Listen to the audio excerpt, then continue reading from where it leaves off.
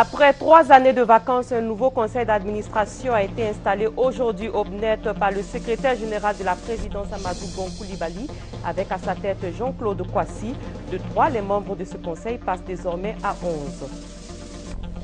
Le Premier ministre Daniel Kablan-Duncan a échangé avec une délégation de ministres africains du logement.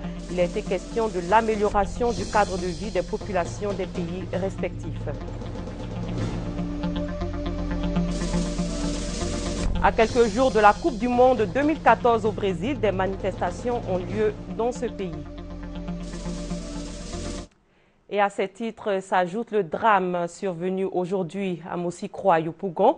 5 personnes ont été tuées et 3 autres grièvement blessées dans un éboulement causé par les pluies diluviennes. Bonsoir et bienvenue dans ce journal. Un nouveau conseil d'administration pour le BNET, le Bureau national d'études techniques et de développement. Le président de ce conseil se nomme Jean-Claude Kwasi.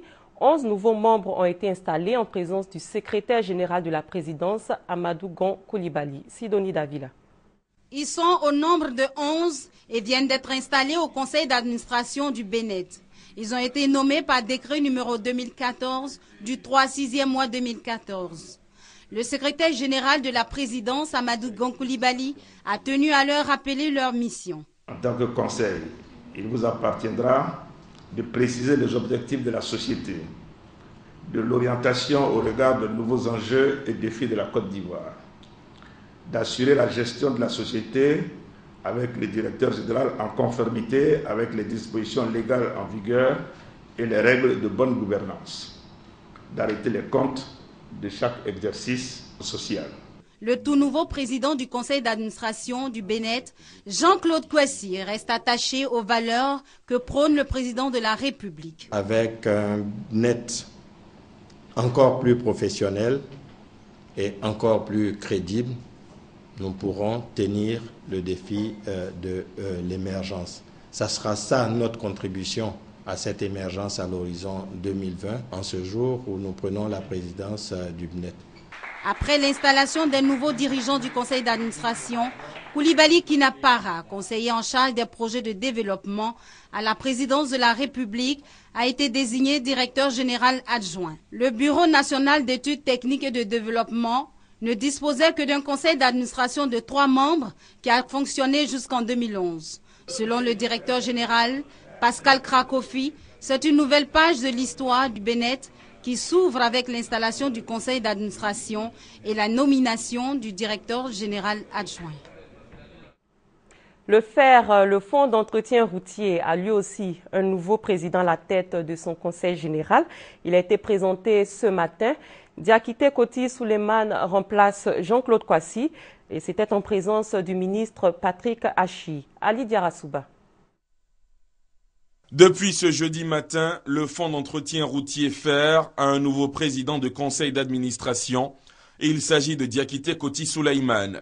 L'ancien ministre de la Communication succède à Jean-Claude Kwasi, appelé à d'autres fonctions, notamment à la tête du conseil d'administration du BNET, le Bureau national d'études techniques et de développement. Ce changement au sommet du Fonds d'entretien routier a été matérialisé par un bref cérémonial dans les locaux de l'institution au Plateau, en présence du ministre des Infrastructures économiques, Patrick Hachi, le nouveau PCA du FER Diakité Koti Souleymane, ainsi que le directeur général du Fonds d'entretien routier, Siandou Fofana. Patrick Hachi le dira, le FER occupe une place de choix dans la préservation et la gestion du réseau routier ivoirien. Il a donc demandé au nouveau président du conseil d'administration de mettre à son dynamisme au service de la structure. Appel bien reçu par l'ex-maire d'Odiéné, qui a promis faire de son mieux afin que le FER travaille dur comme fer en vue de réaliser les objectifs escomptés. Nous sommes en saison des pluies et les risques sont élevés, notamment pour les habitants des quartiers précaires. C'est le cas de Mosikro, où 5 personnes ont été tuées et 3 autres grièvement blessées dans un éboulement causé par la pluie diluvienne. L'incident plutôt dramatique a eu lieu à Mosikro, à Yopougon, comme je l'ai dit plus haut. Grâce Kando pour le compte-rendu. La forte pluie qui s'est abattue cette nuit dans le district d'Abidjan a causé de nombreux dégâts. La commune d'Atekoubé paye le plus lourd tribut avec 3 éboulements de maisons. Au quartier Centre 3, l'on enregistre 4 morts chez la famille Koulibaly et 1 mort au quartier Akramas. Les circonstances de ce drame sont relatées ici par Koulibaly Ngolo, père de famille des 4 disparus de Centre 3. Sous environ de 3 heures passées, il pleuvait abondamment. Bon, on était couché dans la maison, j'étais dans la chambre avec madame, ma première fille et mon dernier garçon. Nous étions encore dans la chambre. Bon, comme l'eau pénétrait légèrement à la fenêtre, j'étais là, je n'ai même pas pu dormir, j'étais là, je tournais. J'ai entendu un coup, on dirait l'éclair à peu pas un coup, c'est descendu un coup sur nous. Je ne sais même pas comment c'est passé, c'est un coup, c'est venu bouger sur nous comme ça. Donc moi-même, par la grâce de Dieu, sinon je mourrais. Puisque j'étais complètement coincé entre le sol et puis le mur lui-même. Et la boue descendait. Vraiment, que Dieu bénisse tous ceux qui ont secouru. Les voisins des victimes témoignent également. Sous la pluie, il y a eu un glissement. Il y a un talus qui est quitté en haut là-bas et qui s'est affaissé sur les maisons. Donc voilà comment le scandale est arrivé. Quand on est sorti, on a trouvé que vraiment c'était catastrophique. Des cas de blessés sont signalés. Les victimes, au nombre de 3, ont été évacuées au CHU de Yopougon. Tristesse et désolation au quartier Santé 3 et à Kramas dans la commune d'Atekoubé. Reste que ces drames ne se reproduisent plus, pourvu que les populations entendent le message de l'Office national de la protection civile qui demande de quitter les sites à risque en cette période pluvieuse. Et à la suite de ce drame, le ministre de la Construction, du Logement, de l'Assainissement et de l'Urbanisme a effectué le déplacement à Moussikro pour s'apercevoir du sinistre. Mamadou Sanogo a fait le point des mesures prises par le gouvernement pour éviter une telle tragédie dans l'avenir. Franck Kouadio. Le drame de l'éboulement qui s'est soldé par 5 victimes dans le sous-quartier Moussikro Santé 3 dans la commune d'Atekoubé n'a pas laissé le ministre de la Construction, du Logement, de l'Assainissement et de l'Urbanisme indifférent. Après la visite du site pour le constat d'usage, un point est fait par Mamadou Sanogo. Il y a eu effectivement, suite à la pluie d'hier, en tout cas des pertes en vies humaines. Nous avons noté qu'une famille qui est quand même allée se réinstaller sur les flancs des collines a en tout cas subi l'effet de l'éboulement. Et une dame et donc ses 3 enfants ont perdu la vie dans cette triste situation. Mais déjà, un appel à quitter les lieux. Il faut partir de ces endroits. La saison de pluie ne fait que commencer. Et cette année, les météorologues nous annoncent de très très fortes précipitations durant donc cette saison de pluie. Si vous ne partez pas, avec regret, nous risquons encore de compter d'autres victimes. Quitter les sites à risque, mais aussi quelques solutions envisagées. Le gouvernement veut régler ce problème de manière durable. C'est bien pour cela que nous sommes à la recherche de près de 800 hectares qui vont faire l'objet d'aménagement des travaux de VRD dans le cadre d'un projet que nous appelons le projet LEM, les lotissements à équipement modéré. Et ce programme est destiné aux populations qui sont sur ces sites à risque. Moussikro Santé, sans oublier Gobelé et bien d'autres sites à risque menacés par les grandes pluies qui s'annoncent. Et en bref et en images, l'avancée de la mer constitue une menace pour des populations vivant dans la commune de Port-Boué. Ses habitants demandent à être recasés. Elles ont lancé à cet effet un message à l'endroit des autorités compétentes. Et on a célébré ce jeudi 5 juin la journée mondiale de l'environnement. Au centre de la célébration, les effets néfastes des changements climatiques. On en parle avec Déborah Olapadé et Grace Kondo. En Côte d'Ivoire, les changements climatiques font de nombreux dégâts. Pluies diluviennes, érosion côtière. La dernière en date, celle de la nuit du vendredi 30 mai à Grand-Bassam. Ce 5 mai, à l'occasion de la Journée mondiale de l'environnement, le Programme national du changement climatique a animé un panel autour des actions à mener pour réduire les effets néfastes. Il s'agit pour les acteurs d'informer les populations sur la conduite à tenir pour réduire et s'adapter aux effets du changement climatique. Nous proposons par exemple aux populations de réduire leur empreinte écologique. C'est-à-dire nous sommes encore un pays forestier, réduire la pression sur les forêts, ce qui va permettre de stabiliser le régime des pluies et de construire des digues au niveau de toute la côte, au niveau du littoral, pour permettre donc d'amortir les chocs de la mer. Aussi a-t-il été question des actions menées par les organismes internationaux pour aider la Côte d'Ivoire dans sa politique de lutte pour la protection de l'environnement. Le programme des Nations Unies pour l'environnement a mis en place plusieurs mécanismes financiers qui se subdivisent en deux groupes. Le premier groupe de financement aide à fournir des ressources financières, si vous voulez, aux entreprises qui s'engagent dans la fourniture d'énergie renouvelable, donc propres, qui n'ont pas trop d'impact sur les changements climatiques. La deuxième catégorie de financement, c'est des prêts qui s'adresse surtout aux entreprises visant à fournir de l'énergie dans les ménages à bas revenus. La Journée mondiale de l'environnement sera célébrée officiellement en Côte d'Ivoire le 12 juin prochain. Thème retenu, élevez votre voix, pas le niveau de la mer. Et sachez que la cérémonie officielle de cette Journée mondiale de l'environnement aura lieu le 12 juin prochain dans la région de Grand Laou. Je vous fais à présent lecture de ce communiqué. Le ministre d'État, ministre de l'Emploi, des Affaires sociales et de la formation professionnelle communique en application du décret numéro 2011-371 du 4 novembre 2011 modifiant et complétant le décret numéro 96-205 du 7 mars 1996, déterminant la liste et le régime des jours fériés.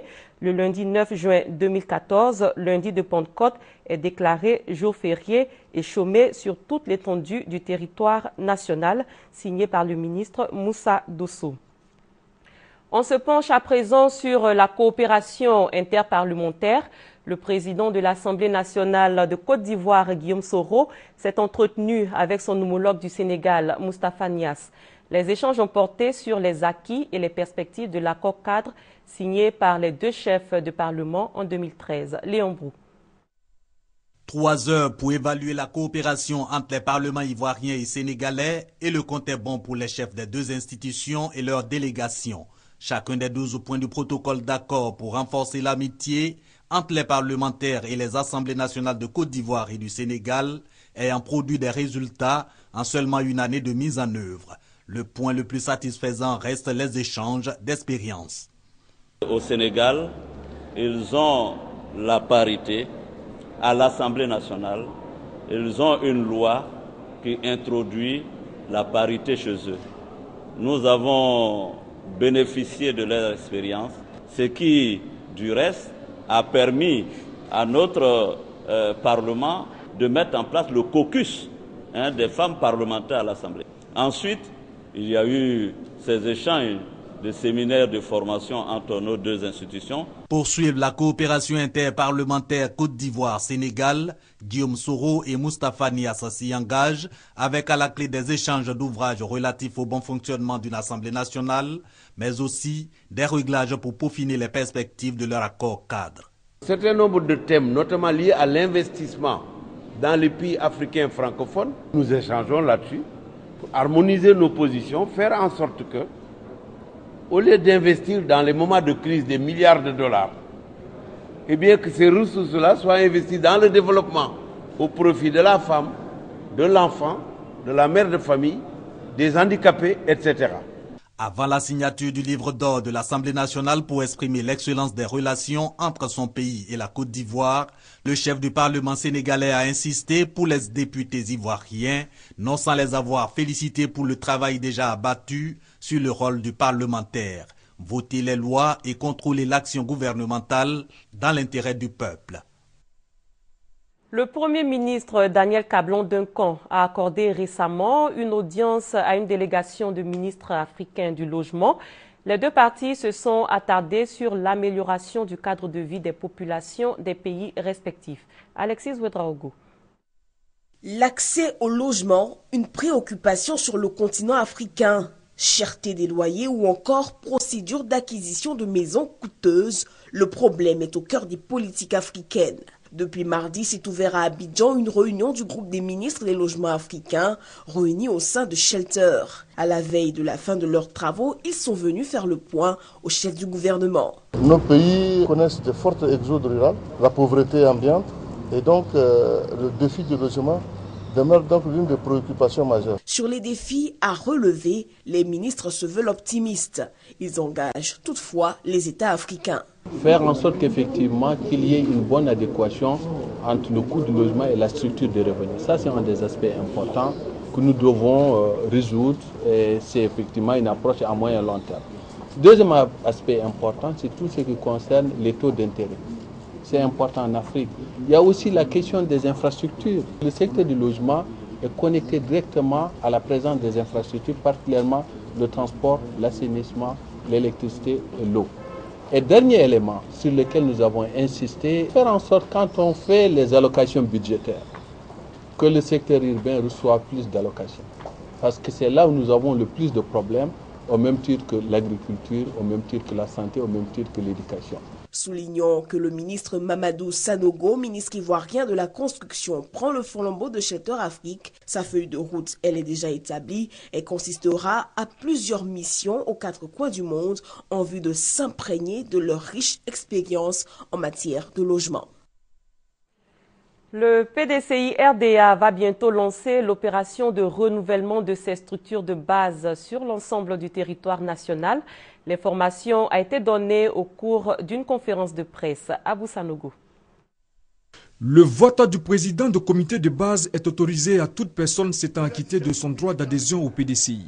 Le vote du secrétaire de section est ouvert à tout militant à jour de sa cotisation de l'année 2014. Les candidats au poste de président de comité de base ou secrétaire général de section doivent être à jour de leur cotisation de l'année 2014. C'est ce qui ressort de la conférence de presse du secrétaire exécutif du PDCI RDA Maurice Kakugikawe qui a annoncé une opération de renouvellement des comités de base et des sections du parti. La mise en place de ces structures vise selon lui à redynamiser le parti. En ce qui concerne les élections des présidents des comités de base, le dépôt des candidatures a lieu du lundi 2 au mardi 10 juin 2014, donc nous sommes dans la période, et les élections du vendredi 20 juin au dimanche 6 juillet 2014. Pour les élections des secrétaires généraux de section, le dépôt des candidatures a lieu du mardi 1er au jeudi 10 juillet 2014. La publication de la liste des candidats retenus le mardi 15 juillet 2014 et les élections proprement dites du vendredi 18 au dimanche 27 juillet 2014. Après avoir défini les critères requis pour l'accession aux différents postes de responsabilité du PDCI, Maurice Kakugikawe s'est prononcé sur d'autres sujets d'actualité, notamment le recensement général de la population et de l'habitat, l'opération de délivrance de la carte nationale d'identité et la composition de la CEI. Le PDCI soutient la nouvelle loi de l'organisation de la CEI. Et le PDCI dit que la CEI a montré sa crédibilité. Après cette phase, les réformes issues du 12e congrès ordinaire connaîtront leur achèvement par l'organisation des assemblées générales électives des responsables nationaux de l'UFPDCI et de la JPDCI dans le courant du mois d'août 2014. En économie, le mérite a été célébré hier par la Direction générale des impôts. C'était à l'hôtel Sofitel de Cocody. 9 prix ont été attribués à des agents ayant travaillé avec honnêteté et probité. Le ministre du Budget a mis à profit cette occasion pour inviter les agents des services des impôts à redoubler d'efforts dans leur travail. Francis Boifou. Abdoulaye Ouattara, chef des services d'assiette des impôts de Grand Laou, est le meilleur agent 2013 de la Direction générale des impôts DGI. Pour moi, c'est une invitation à parfaire ce que j'ai fait jusqu'à aujourd'hui et à poursuivre dans les efforts. 8 autres agents ont été distingués à cette 13e édition du prix d'excellence de la DGI. La fête de l'excellence récompense ceux d'entre nous qui, dans l'accomplissement de leur mission au cours de l'année 2013, ont su, entre autres, allier les principes et valeurs de notre charte d'éthique, socle de notre serment, et le travail bien fait. En organisant ce prix d'excellence, la Direction générale des impôts se tient prête à relever le défi de l'amélioration de la performance au niveau des résultats, dans le respect de l'équité dans le traitement des contribuables. Cette année, l'objectif de recettes assigné à la Direction générale des impôts s'élève à 1 600 milliards de francs CFA. Je vous encourage donc à travailler, à changer les mentalités vis-à-vis de l'impôt pour qu'il cesse d'apparaître comme une ponction injuste sur les biens des personnes et des entreprises. Pour cette 13e édition, Le prix d'honneur de la Direction générale des impôts a été décerné au maire de Kong, Ouattara Tene Ibrahima. Il a mis à la disposition des services des impôts de sa commune des bâtiments. Nous restons en économie avec cette information. Il s'agit de l'entrée en bourse de 10 milliards de francs CFA d'emprunts obligataires Shelter Africa 2013-2014. Un mot de défense de nouveaux venus parmi les forces républicaines de Côte d'Ivoire. 227 nouveaux éléments des forces terrestres ont été présentés au drapeau. Ces recrues avaient initialement reçu la formation de soldats. Abou Sanougou. Au terme de la formation initiale du soldat appelée traditionnellement formation commune de base, 227 recrues de forces terrestres intègrent les forces républicaines de Côte d'Ivoire. Cette formation constitue la phase où l'on fait passer le citoyen appelé sous le drapeau de son état de simple civil à celui de soldat par l'enseignement d'un certain nombre de valeurs, en particulier un savoir-faire et un savoir-être. C'est là qu'il apprend les rudiments du métier des armes et surtout les qualités du bon soldat, à savoir le soldat aguerri, discipliné, disponible, intègre et loyal. Devant la hiérarchie militaire, parents, amis et connaissances, ces 227 recrues ont été présentées au drapeau. Une cérémonie qui a pour but de leur présenter le drapeau et les valeurs qu'il incarne. Il est impératif que vous ayez une grande conscience professionnelle. Vous qui aurez en charge la défense de l'intégrité du territoire. Appliquez-vous à développer le culte du travail bien fait et à avoir la satisfaction morale d'accomplir votre devoir. Les 227 recrues sont invités à avoir une conduite digne de ce renouveau tant recherché du militaire. Vous vous comporterez donc avec droiture. Vous respecterez les règlements en vigueur et vous serez des dignes représentants des forces terrestres. Cette présentation au drapeau clôt une période de 3 mois de formation au cours de laquelle ils ont reçu les bases du métier. Elle est un moment fort dans le parcours du soldat. Un défilé des recrues aux ordres du capitaine Mamadou Dao Ange, commandant le groupement d'instruction, a mis fin à la cérémonie.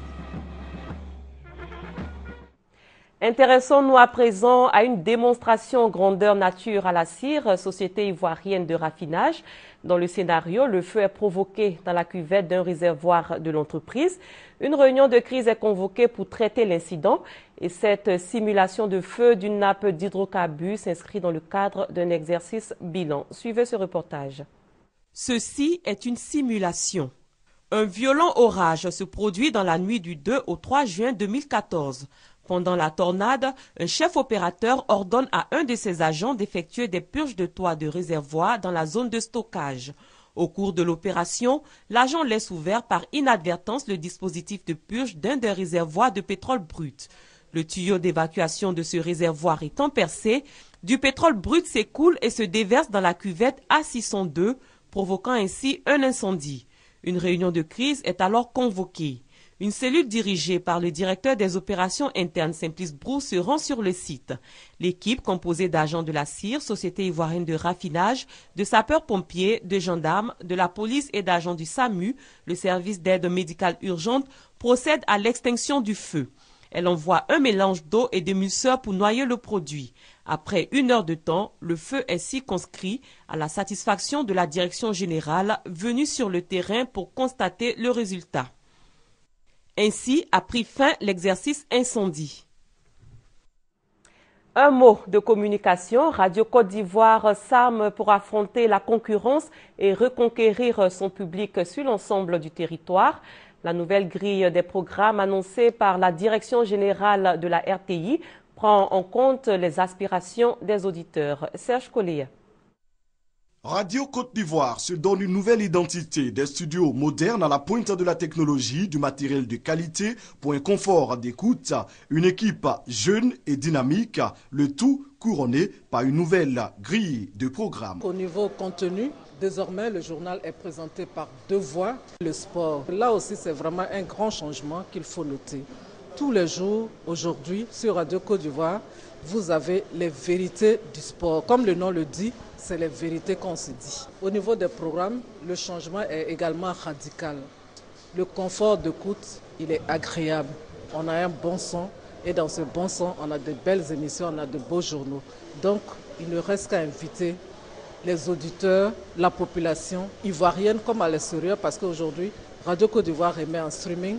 Radio Côte d'Ivoire est sur le site web de la RTI, www.rti.ci, où il peut nous capter, où il peut réécouter nos éditions. Aux côtés de la directrice de Radio Côte d'Ivoire, le conseiller technique du ministre de la Communication chargé des TIC et du numérique, Kone Seydou, le président du conseil d'administration de la RTI, Brouaka Pascal, et le directeur général de la RTI, Amadou Bakayoko. Tous saluent cette volonté de Radio Côte d'Ivoire de consolider sa position dans le trio de tête des radios les plus écoutées en Côte d'Ivoire. La concurrence est rude, on attend beaucoup de vous. Et Madame la ministre Afoua, elle sait que vous pouvez relever le défi. Des efforts ont été faits par les autorités, par la direction générale.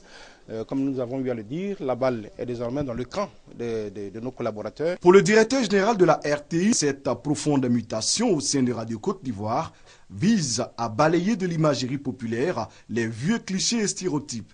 Moi, je suis un très grand fan de foot, donc j'ai de nombreux souvenirs de samedi et de dimanche à écouter les récits passionnés de nombreux matchs de foot, les derbies entre la SEC et l'Africa, les matchs qu'on jouait contre les clubs de la sous-région, du Nigeria, du Ghana ou d'autres. Donc Radio Côte d'Ivoire, c'est beaucoup d'émotions et je vois que Radio Côte d'Ivoire a su, dans sa nouvelle grille et avec sa nouvelle direction, s'appuyer sur cette expérience, cette ancienneté, tout en intégrant de nouveaux, tout en intégrant de nouvelles tendances. Radio Côte d'Ivoire, nouvelle version, c'est 168 heures du programme en continu. 45 émissions avec une prédominance des grandes sessions d'information, des émissions de sport, sans oublier des programmes taillés sur mesure pour répondre aux attentes des millions d'auditeurs et auditrices. À présent, le reste de l'actualité en bref dans le monde. Première destination, le Mali. Le président malien, Ibrahim Boubacar Keïta, a reçu mercredi les partis politiques, majorité et opposition. But de la rencontre, jouer l'apaisement 2 semaines après la défaite de l'armée face à la rébellion Touareg à Kidal, une défaite qui avait suscité de nombreuses critiques.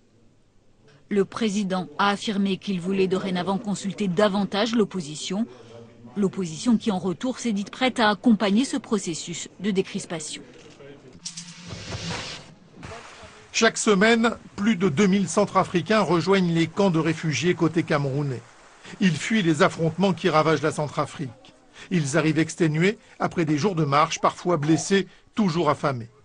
Les femmes et les enfants sont les premières victimes.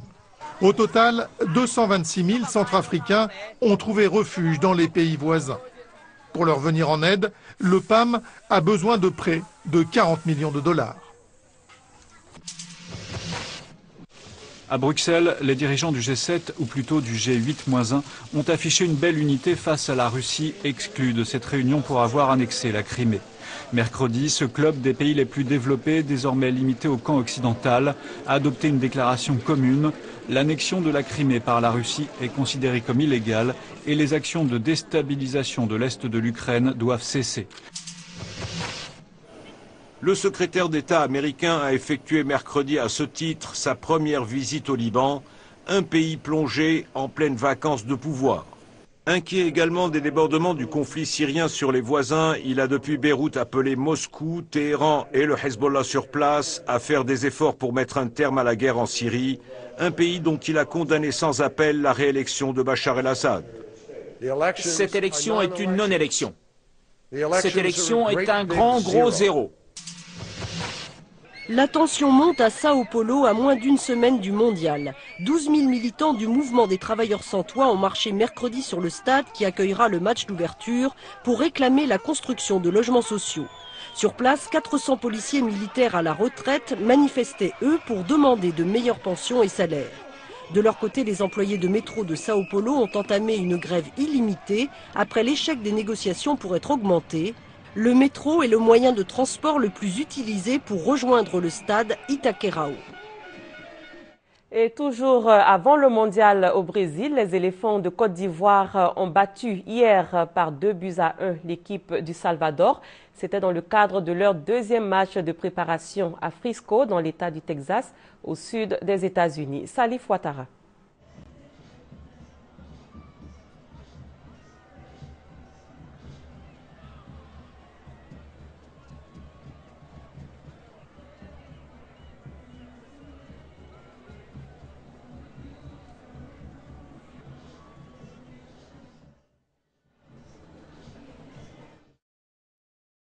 pour ce problème technique.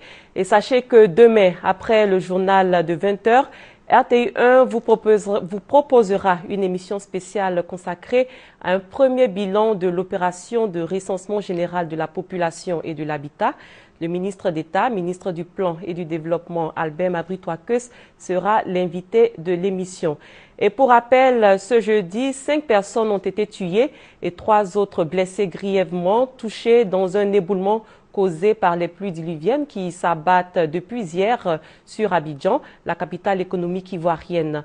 Le drame s'est produit à Moussikro, quartier précaire de la commune d'Atekoubé, dans le district d'Abidjan. Et voilà, c'est sur ces mots que nous nous séparons. Merci d'avoir suivi ce journal et très bonne suite de programmes sur RTI1.